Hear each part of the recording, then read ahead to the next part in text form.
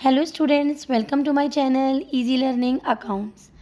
आज की इस वीडियो में हम क्विक रिवीजन करेंगे for not for profit organisation और उसमें देखेंगे 3 मार्क्स के क्वेश्चंस एंड 6 मार्क्स का लॉन्ग क्वेश्चन जो हमें एग्जाम में नज़र आता है।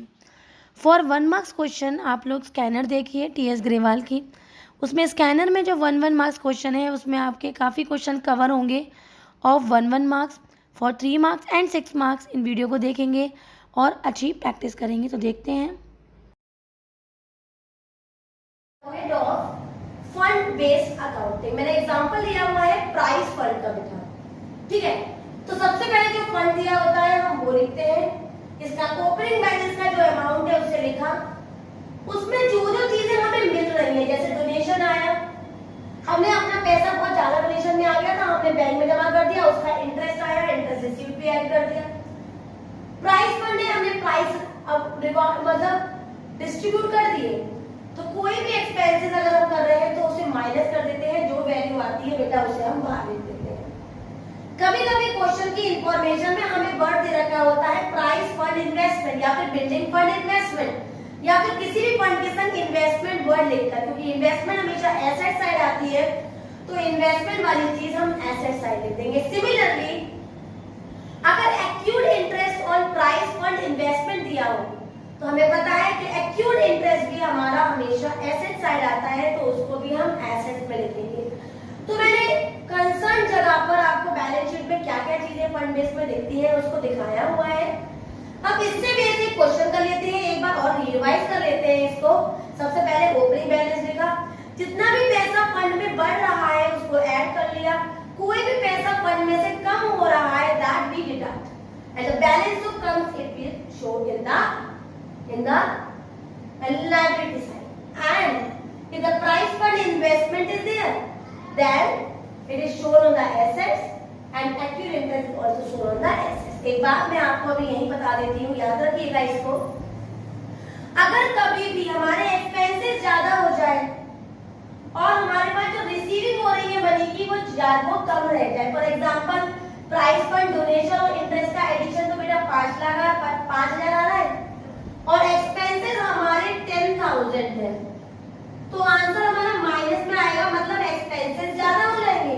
तो इन दिस केस ये वाली वैल्यू यहाँ पर नील छोड़ेंगे, कुछ नहीं लिखेंगे और सीधे इस वैल्यू को इनकम एंड एक्सपेंडिचर अकाउंट में एक्सपेंडिचर में जाके शो कर देंगे। तो याद रखिएगा बेटा, अगर कभी भी एक्सपेंसेस ज्यादा हो जाए तो आप इस वैल्यू को फंड बेस में नहीं दिखाएंगे, सीधे उस वैल्यू को इनकम एंड एक्सपेंडिचर अकाउंट में एक्सपेंसेस में जाके दिखा देंगे। तो अमाउंट पेड या फिर medicine purchase whatever the given the question we put. अब इसमें कुछ वैल्यूज ऐड होंगी अगर क्वेश्चन में है, तो मैंने सारी एक्सपेक्ट कर सकती हूँ, जो जो वैल्यूज आ सकती है वो सारी लिख दी है। पहला ओपनिंग स्टॉक ऐड हो जाएगा, इसके अपोजिट में क्लोजिंग स्टॉक हमेशा माइनस हो जाता है, क्लोजिंग क्रेडिटर्स हमेशा ऐड हो जाएंगे और हमारे ओपनिंग क्रेडिटर्स माइनस हो जाएंगे। आउटस्टैंडिंग एट एंड ऐड हो जाएगा और outstanding at beginning minus. Similarly, advance at beginning add and advance at big end minus। इस तरह से जब हम वैल्यूज को opening characters, opening stock, closing characters, outstanding, advance इनको ऐड करके और डिडक्टेड आइटम्स को डिडक्ट करके जो हमारा आंसर आएगा that particular consumable value during the year।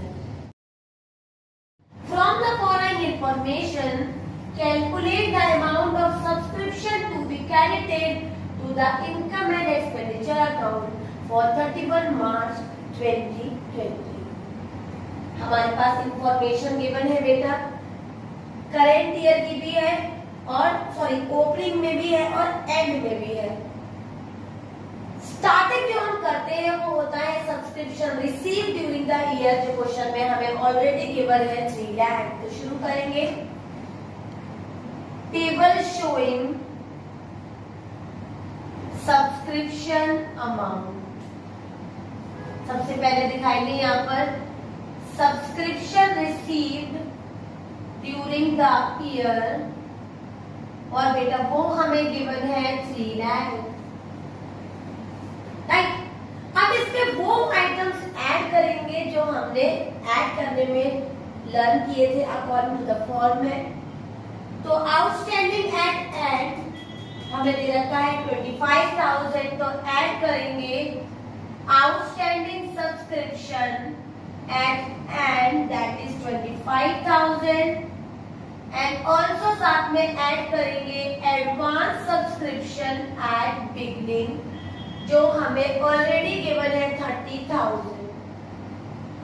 दोनों को ऐड करेंगे और लेस हो जाएगा हमारा आउटस्टैंडिंग सब्सक्रिप्शन एट बिगनिंग जो हमें क्वेश्चन में गिवन है 50,000, and advance subscription eight and जो हमें 70,000 गिवन है।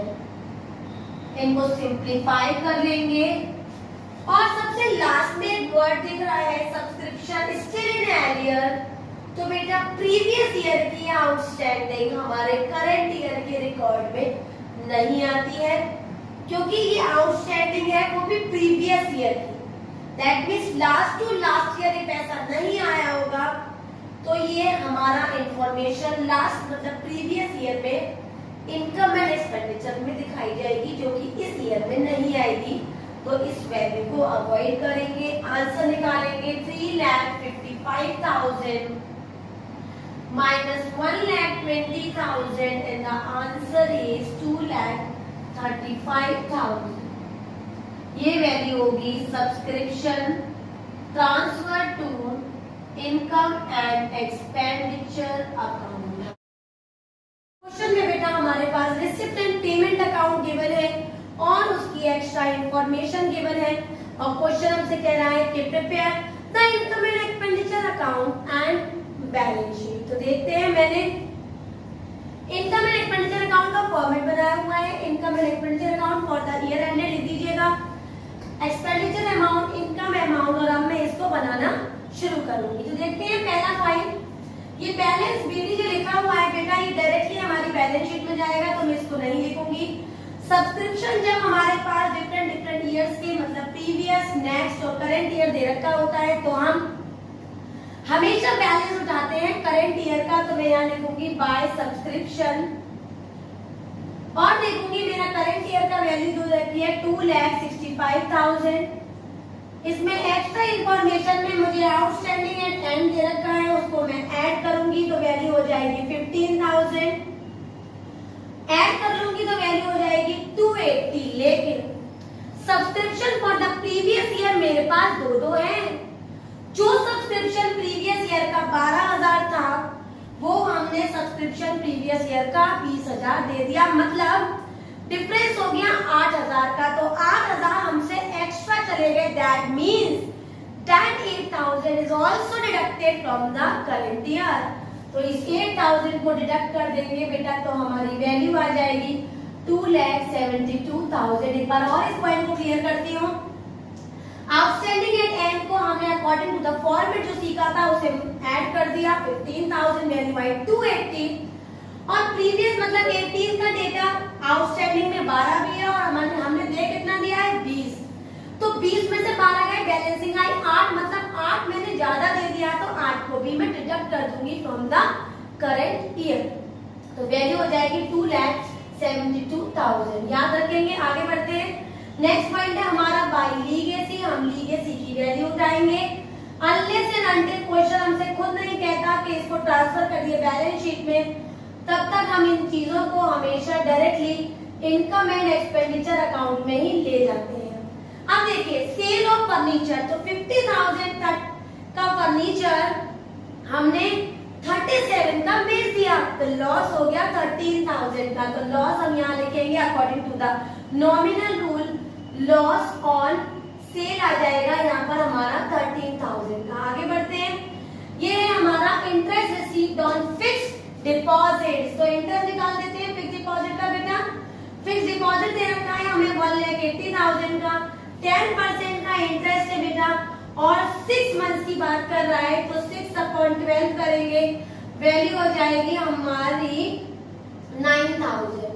जो इंटरेस्ट क्वेश्चन में 4500 दे रखा है वो 9000 निकल रहा है, तो 4500 क्या हो जाएगा, अक्यूट इंटरेस्ट। तो लिखेंगे by interest add accrued interest 4500 and the answer is 9000। आगे बढ़ते हैं बेटा, कंप्लीट कर लिया हमने अपना रिसिप्ट साइड। अब आ जाते हैं एक्सपेंसेस की साइड। तो एक्सपेंसेस में देखते हैं, सबसे पहले दे रखा है जनरल रिजर्व, तो लिखेंगे 2 general expenses 32,000।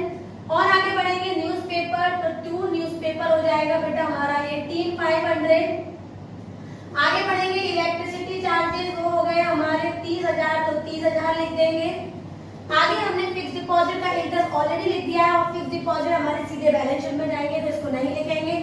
Books directly balance sheet में जाएंगी, नहीं लिखेंगे। और नेक्स्ट पॉइंट है हमारा सैलरी। सैलरी का एडजस्टमेंट दिया हुआ है क्वेश्चन में बेटा, और वो है हमारा सैलरी आउटस्टैंडिंग 6,000। तो आउटस्टैंडिंग हमेशा ऐड हो जाती है, 6,000 को ऐड कर देंगे बच्चे, तो वैल्यू हो जाएगी 42,000। आगे बढ़ते हैं, नेक्स्ट है हमारा सैलरी रेंट, तो रेंट की वैल्यू हमें दे रखी है 65,000। और इन्होंने हमसे क्या बोला कि 1 month rent is in advance. इसका मतलब कि ये जो 65,000 अमाउंट दे रखा है ये 13 मंथ्स का अमाउंट है, मतलब 1 मंथ एडवांस है, तो एक साल में 12 महीने, 1 मंथ का एडवांस, तो कितना आ गया 13 महीने का। इसमें 1 महीने का निकाल लेंगे बेटा 1/13 करके, तो वैल्यू आएगी 5,000। तो हम एडवांस को माइनस कर देंगे, लेस प्रीपेड, और प्रीपेड के 5,000 माइनस करेंगे तो वैल्यू हो जाएगी बेटा हमारी 60,000। तो याद रखेंगे, आगे बढ़ेंगे। पोस्टेज दे रखा है, पोस्टेज का कोई एडजस्टमेंट नहीं है, डायरेक्टली उतारेंगे पोस्टेज को। और पोस्टेज दे रखा है हमें 3,000 का, फर्नीचर आएगा नहीं। बैलेंस कैश हम क्लोजिंग बैलेंस शीट में ले जाएंगे, एडजस्टमेंट नंबर 1 कर दिया, 2 कर दिया, और 3 वाला ओपनिंग बैलेंस शीट में जाएगा। तो अब मैं इसकी करूंगी बैलेंसिंग। तो बैलेंसिंग देख लेते हैं बेटा, दोनों साइड बैलेंसिंग करेंगे। पहले इधर का ऐड कर लेते हैं, 272 12,500 इनको ऐड करेंगे, और ये हो जाएगी हमारी 4, ये आया 8 और 2 1,20,000, और ऐड करेंगे 9,000, तो हमारी टोटल वैल्यू आएगी 5। 13 का 3 कैरी आया 1, 8 9 10 11 का 1 कैरी आया 1, 3 और 1 4, 4,13,500। इधर का भी ऐड करेंगे बेटा, और इधर की वैल्यू हो जाएगी हमारी 45,000, 30,000, 18,500। इसको ऐड कर लेते हैं पहले, 8 10 11 12 13 का 3 कैरी आया 1, 4 और 4 8 और 1 आया 9। अब हमने क्या ऐड करना है, हमने करना है 42,000 ऐड करना है, और 63,000 को भी हमें ऐड करना है। तो हमारी टोटल वैल्यू हो जाएगी 5 और 3 4 5 6 7 8, और ये हो जाएगा 198500। 198500 को माइनस करेंगे, इस मैक्सिमम वैल्यू को हम इधर ले लेते हैं बेटा, और माइनस करेंगे तो हमारी वैल्यू आ जाएगी 9 10 11 12 13 5 आ जाएगा, और ये आया हमारा 1, और 3 में से 1 गया 2, तो 2,15,000 की आ जाएगी हमारी सरप्लस। और अगर हमारा बेटा इनकम ज्यादा और एक्सपेंसेस कम होती है तो बैलेंसिंग सरप्लस की होती है, और ये ट्रांसफर हो जाता है transfer to balance sheet. Clear है। अब इसके साथ एक बात याद रखनी है कि क्लोजिंग बैलेंस शीट बनाने के लिए हमारे पास हमारी इंफॉर्मेशन में एक वर्ड जरूरी है हमारे पास होना, and that is our capital fund. अगर क्वेश्चन में बच्चे हमारे पास कैपिटल फंड नहीं होगा तो हम कैसे क्लोजिंग बैलेंस शीट बनाएंगे। मैं इस सरप्लस अमाउंट को अलग से लिख लेती हूँ ताकि ये वैल्यू मेरे काम आएगी, और मैं इसकी क्लोजिंग बैलेंस शीट आपको बना के बताती हूँ पहले, जो कि बहुत छोटी सी होती है, और उसको देखकर हम बनाएंगे हमारी क्लोजिंग बैलेंस शीट। ठीक है, तो यहाँ लिखेंगे हम बैलेंस शीट क्योंकि ये छोटी सी होती है, और यहाँ लिखेंगे एज ऑन 1 अप्रैल 2019, राइट। इसकी इंफॉर्मेशन हम यहाँ से उठाएंगे जो उन्होंने हमें दे रखी है। हमारा फर्नीचर दे रखा है बेटा 1,20,000 का, हम लिखेंगे फर्नीचर 1,20,000। हमारे पास बुक दे रखी है 50,000। सब्सक्रिप्शन आउटस्टैंडिंग हमेशा बेटा हमारा एसेट साइड आता है, हमने लिखा सब्सक्रिप्शन आउटस्टैंडिंग और ओपनिंग सब्सक्रिप्शन हमें 20,000 दे रखा है, हम उसे भी लिखेंगे।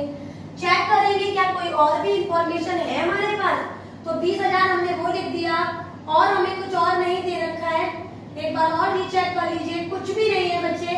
तो अब हम इसकी बैलेंसिंग करेंगे और हमारे पास कैपिटल आ जाएगा 20 और 50, 70 और 90। हमने क्या क्या उठाया, हमने सीधे सीधे अपनी वैल्यू उठाई यहाँ पर फर्नीचर की 20, बुक्स उठाई 50 की। हमारे पास ओपनिंग में कोई इंफॉर्मेशन नहीं है, बस एक ही ओपनिंग इंफॉर्मेशन है, subscription outstanding at the beginning, वो हमने 20,000 लिख लिया और इसका एडिशन किया और बेटा हमारी वैल्यू आई 190, 5, 6, 7, 8, 9, 190 को ही हम इधर ले आए और हमने यहाँ पर बैलेंसिंग की कैपिटल फंड से 1,90,000। अब बनाएंगे इसकी बैलेंस शीट। तो देखते हैं, देखिए हमने अभी कैपिटल फंड निकाला था, हमने यहाँ पर इंफॉर्मेशन लिखी थी 120, 50 की लिखी थी हमने बुक्स, हमने आउटस्टैंडिंग सब्सक्रिप्शन 20 का था वो लिखा था। एक और चीज जो मैंने क्वेश्चन की स्टार्टिंग में ही आपको बताई थी कि बेटा जो हमारा ये वाला कैश होता है बैलेंस बीडी का, ये ओपनिंग बैलेंस शीट में जाता है और जो लास्ट वाला होता है ये क्लोजिंग में जाता है। तो मैंने उसको भी लिख दिया है 40 और 155।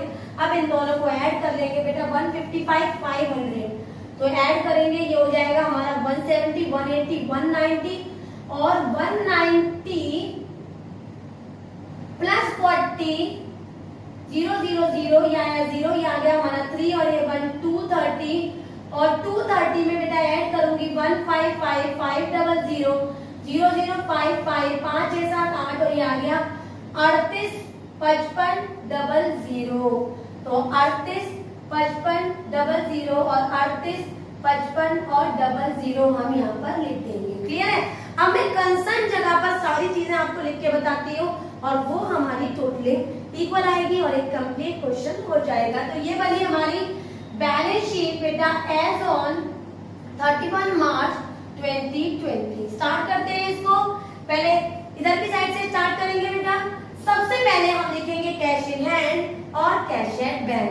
तो हमारे पास कैश इन हैंड दे रखा है 30,000, हमारे पास कैश एट बैंक दे रखा है 82,000। Right, cash in hand cash at bank लिखा। उसके बाद एसेट से शुरू किया, ये आया नहीं था, ये आया नहीं था, ये आया नहीं था, फिक्स डिपॉजिट आया था। तो हमने यहाँ लिखा फिक्स डिपॉजिट्स, वैल्यू दे रखी है बेटा 1,80,000। इसमें एक्यूट को ऐड करेंगे जो कि हमारे पास 4,500 का था, तो वैल्यू आएगी 184,500। क्लियर है? एक्यूट जैसे ही ऐड करेंगे फिक्स डिपॉजिट का कॉन्सेप्ट खत्म हो जाएगा। बुक्स को देखते हैं। देखो बेटा बुक्स को किस तरह से दिखाएंगे, एक बार ध्यान से देखिएगा। मेरे पास बुक का ओपनिंग बैलेंस क्या था, देखिए 50,000। राइट, ओपनिंग में हमने परचेज कितना किया, देखिए रिसिप्ट मतलब पेमेंट, पेमेंट मतलब खरीदा। तो कितने की बुक्स और खरीद ली हमने, 70,000 की बुक्स और खरीद ली। क्या हमने कोई बुक्स बेची है, नहीं बेची, तो दोनों को ऐड करेंगे, वैल्यू आएगी 1,20,000। आगे बढ़ेंगे, सैलरी आएगा नहीं, रेंट आएगा नहीं, पोस्टेज आएगा नहीं। Next is furniture. फर्नीचर को उठाते हैं बच्चे और देखेंगे फर्नीचर हमारे पास कितना है। तो फर्नीचर हमारे पास था यहाँ पर बेटा 1 लाख, बुक्स थी 50 की जो मैंने यहाँ लिख दी थी। फर्नीचर का बेटा मेरे पास 1,20,000 का। 1,20,000 में मैंने और भी फर्नीचर खरीदा था 1,05,000 का। 1,05,000 का मैंने फर्नीचर खरीद लिया बच्चे। और क्या किया, और मैंने उसमें से 50,000 का फर्नीचर सोल्ड कर दिया। तो मेरे पास कितना फर्नीचर रह गया, 0,00522 और बेटा मैंने लेस कर दिया इसमें से कितना फर्नीचर, 50,000 का। मैं 50,000 का फर्नीचर डिडक्ट करूंगी और मेरी वैल्यू आ जाएगी 0,0,0 और ये आ गया हमारा 5 और 12 में से 5 गया 7 और 1,75,000 का आ गया हमारा फर्नीचर। इन सारे कामों को करने के बाद फिर मैं एडजस्टमेंट करूंगी, ऑर्डर बनाएंगे, हमेशा ऑर्डर से ही काम करेंगे। हमारे पास जो हमारी आउटस्टैंडिंग सब्सक्रिप्शन दे रखी है बेटा वो है हमारी 15,000। हम 15,000 की आउटस्टैंडिंग सब्सक्रिप्शन लिख लेंगे। और हमारे पास क्या दे रखा है, और हमारे पास दे रखा है प्रीपेड रेंट। तो प्रीपेड भी आ जाएगा यहाँ पर, हमारी प्रीपेड रेंट थी 5,000 की, वो भी लिख लेंगे। और क्या आएगा, हमारी सैलरी बाद में लिखूंगी। कंप्लीटली मैंने सारे पॉइंट्स लिख लिए हैं, कोई ऐसा सिंगल पॉइंट नहीं है जो नहीं लिखा है, तो वो पॉइंट यहाँ पर हमारा कंप्लीट हो गया। अब स्टार्ट करेंगे हमारा लायबिलिटी साइड से। सबसे पहले लिख लेती हूँ मैं कैपिटल फंड। कैपिटल फंड की वैल्यू आई थी 385,500। 385,500 की वैल्यू जैसे ही लिखेंगे उसमें सरप्लस ऐड करेंगे जो हमने निकाला था, और सरप्लस था हमारा 2,15,000। इनको ऐड करेंगे, हमारी वैल्यू होगी 005 का 0 कैरी आए 1, 9 और 10 का 0 कैरी आए 1, और ये आ गया बेटा हमारा 4, 5, 6। तो 6,05,000 हमारी वैल्यू आ गई। आगे बढ़ते हैं। अब कैपिटल फंड के बाद और क्या क्या आना चाहिए उसे देख लेते हैं। कैपिटल फंड के बाद हमारी जो वैल्यू आएगी वो सबसे पहले आएगी हमारी एडवांस सब्सक्रिप्शन। एडवांस सब्सक्रिप्शन दे रखा है हमें 5,000, हमने एडवांस सब्सक्रिप्शन भी लिख लिया। और देख लेते हैं हमारे पास क्या है, आउटस्टैंडिंग सैलरी दे रखी है बच्चे, वो है हमारी 6,000। राइट, इनको ऐड करेंगे और दोनों साइड अगर वैल्यू हमारी टोटलिंग सही आ रही है तो हमारा आंसर सही है, नहीं तो गलत है। तो हमने टोटलिंग की 005, 5 बार 10 और 11 का 1 क्या लिया है 1, तो हमारी वैल्यू आई 6,11,500। ऐसे ही इधर की साइड भी ऐड करेंगे और वैल्यू चेक करेंगे, हमारी वैल्यू कितनी आ रही है 8, 9, 10, 11, 11, 2, 0, 0, 0 और वैल्यू ऐड करेंगे 184,500। वैल्यू आएगी 005, 4, 5, 6, 9 और ये आ गया हमारा। इसको ऐड करेंगे, हमारी 1,20,000, 1,75,000 और 15 और 5, 20। इसको ऐड करेंगे 005, 7, 8, 9, 10, 11 का 1 क्या लिया है 1, और बेटा हमने 2,96,500 और 3,15,000 और इनको ऐड किया तो हमारी वैल्यू आ गई 9, 10, 11 का 1 क्या लिया है 1, 6,11,500। क्योंकि debit side asset side is equal to the liability side, that means we have completed our question एकदम